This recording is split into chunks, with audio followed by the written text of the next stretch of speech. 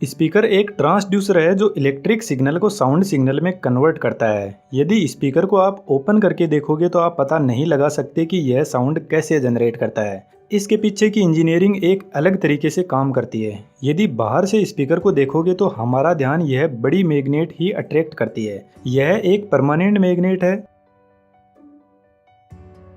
इस मैग्नेट के बीच में एक होल होता है जिसका बहुत बड़ा रोल है।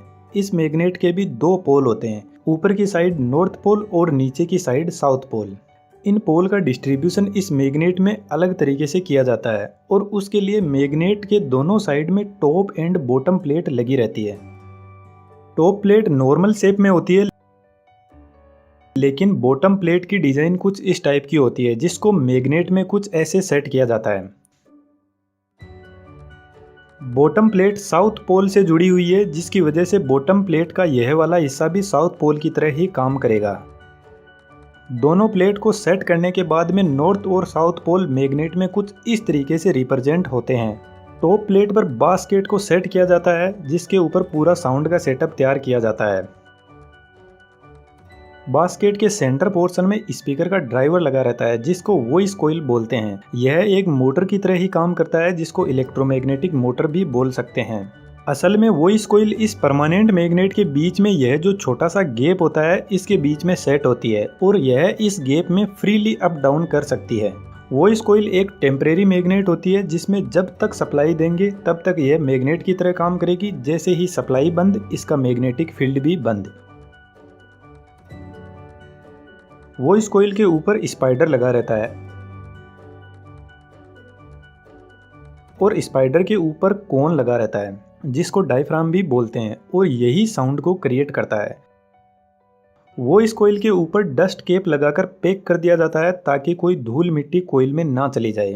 जिस भी डिवाइस से स्पीकर लगा रहता है उस डिवाइस के अंदर एक एम्पलीफायर होता है जो स्पीकर को सिग्नल प्रोवाइड करवाता है। एम्पलीफायर से मिलने वाला सिग्नल वॉइस कॉइल को दिया जाता है। एम्पलीफायर का सिग्नल एक तरीके का इलेक्ट्रिक सिग्नल ही होता है। जैसे ही इलेक्ट्रिक सिग्नल वॉइस कॉइल को मिलेगा यह मैग्नेट की तरह काम करने लग जाएगी और इसमें नॉर्थ और साउथ पोल जनरेट हो जाएंगे। जब वॉइस कॉइल के नॉर्थ और साउथ पोल परमानेंट मैग्नेट के पोल से कांटेक्ट में आएंगे तो सेम पोल रिपेल करेंगे एंड ऑपोजिट अट्रैक्ट, जिसकी वजह से वॉइस कॉइल अप डाउन होने लग जाएगी।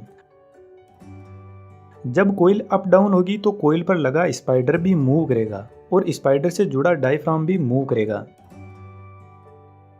डायफ्राम के ऊपर की तरफ आप देखोगे तो यह वाला एरिया डायफ्राम के मूव होने के लिए होता है। यह एक स्प्रिंग की तरह काम करता है। जब डायफ्राम में मूवमेंट होगा तो जो भी साउंड सिग्नल स्पीकर को एम्पलीफायर से मिलेगा वह हमें सुनाई देगा। लेकिन आपके दिमाग में क्वेश्चन जरूर आया होगा कि इसके मूवमेंट से वॉइस कैसे जनरेट होगी। स्पीकर का हिंदी मतलब होता है वक्ता, जो अच्छा बोल सकता है, लेकिन सभी लोगों के पास में यह कैपेसिटी नहीं होती। कुछ लोगों को देखकर लगता है कि यार उनके पास में ऐसी कौन सी पावर है जिसकी वजह से वह लोग इतने सक्सेसफुल है और हम हमारी नॉर्मल लाइफ से भी बाहर नहीं निकल पा रहे। असल में उन लोगों के पास में कन्विंसिंग पावर होती है जो किसी भी इंसान को अपनी मीठी बातों से अपनी बात मनवा लेते हैं और यह पावर आप भी गेन कर सकते हो। एक बुक मैं आपको रिकमेंड करूंगा, how to talk to anyone. इस बुक समरी को आप कुकू एफएम पर ऑडियो फॉर्म में सुन सकते हो और जरूर से सुनना। कुकू एफएम बहुत शानदार प्लेटफॉर्म है जहां पर आपको ढेरों ऐसी बुक्स की ऑडियो समरी मिल जाएगी और इन बुक्स को आप अपनी रीजनल लैंग्वेज में भी सुन सकते हो। इसके अलावा मेरा कूपन कोड LDA50 यूज करने पर फर्स्ट 250 यूजर्स को 50% डिस्काउंट मिलने के बाद एक साल की कॉस्ट 199 हो जाएगी। लिंक वीडियो के डिस्क्रिप्शन में दिया हुआ है, वहां से कुकू एफएम ऐप को डाउनलोड कर सकते हो।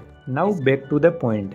यह एक साउंड एडिटिंग सॉफ्टवेयर है। इसमें इसी वीडियो की स्क्रिप्ट डालने पर यहाँ पर आपको कुछ वेवफॉर्म से दिखाई दे रही है। यदि मैं इसको जूम करता ही जाऊंगा तो लास्ट में आपको कुछ वेवफॉर्म का पैटर्न दिखाई देने लगेगा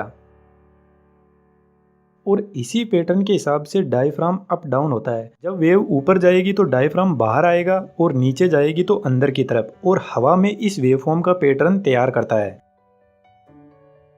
जब डायफ्राम अप डाउन होगा तो एयर के पार्टिकल पर फोर्स लगाएगा और यह एयर पार्टिकल हवा में ट्रेवल करते हुए हमारे ईयर्स तक पहुंचते हैं। लेकिन इस कंडीशन में यह स्पीकर काम नहीं करेगा। यदि ओपन में आप स्पीकर को बजाओगे तो आपको क्लियर वॉइस सुनाई नहीं देगी, क्योंकि जितना डायफ्राम आगे की तरफ जा रहा है उतना ही पीछे की तरफ जा रहा है। तो सेम वेवफॉर्म आगे और पीछे की तरफ दोनों साइड में जनरेट होगी।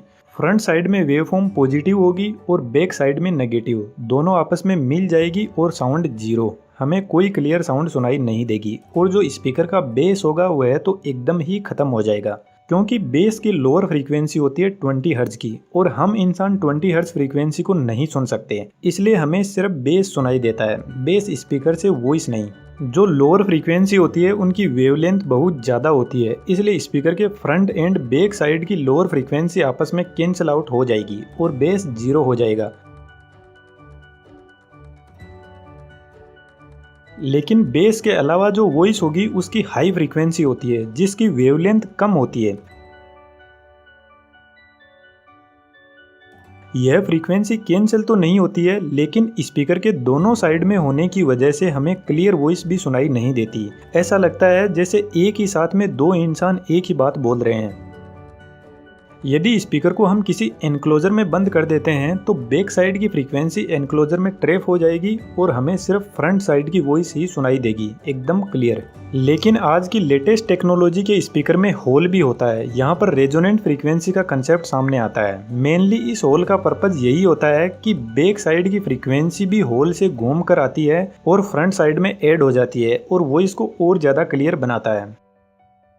दोस्तों, how to talk to anyone book को कुकू एफएम पर एक बार जरूर से सुनना यदि आपको बोलने में हेजिटेशन होती है तो। वीडियो पसंद आया तो बहुत सारे ऐसे ही वीडियो चैनल पर विजिट करके आप एंजॉय कर सकते हो। Thank you.